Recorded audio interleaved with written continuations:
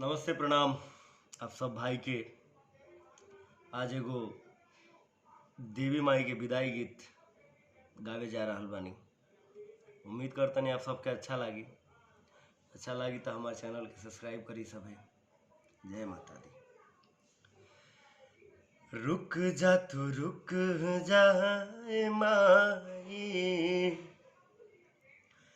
रुक जा तू रुक जाए माई, छोड़ी के जानी जाई है रे।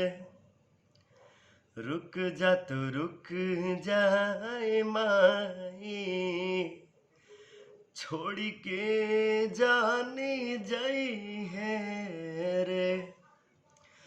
नव दिन रहानी हवोढ़ी के अचरवा, कबो ना हटई है रे।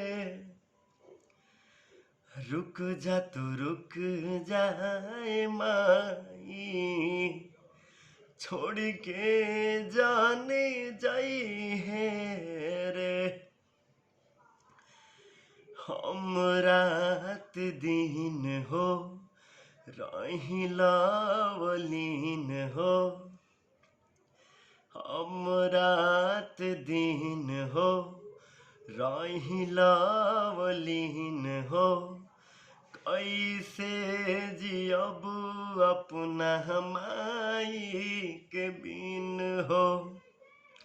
घूमे फिर मुहावा हमके करनी रे खाब, कबो ना हटई है रे।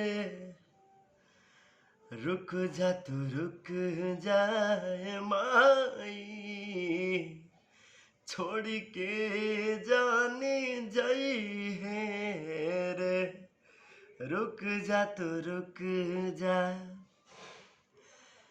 जदि फुसिलाई चली जाइबु माई, कतनो रोब केहू चुप ना कराई। जदि फुसिलाई चली जाइबु माई, कतनो रोब केहू चुप ना कराई।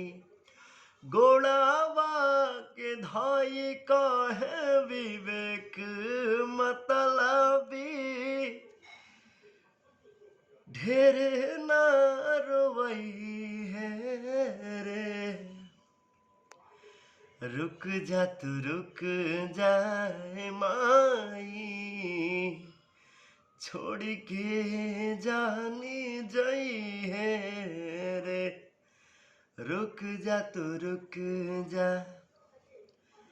उम्मीद करतानी आप सबके अच्छा लागी, और अच्छा लागी तो अपन भाई के आशीर्वाद प्यार और चैनल के सब्सक्राइब करी। यह एगो माध्यम बाटे फिलहाल तब। जय माता दी।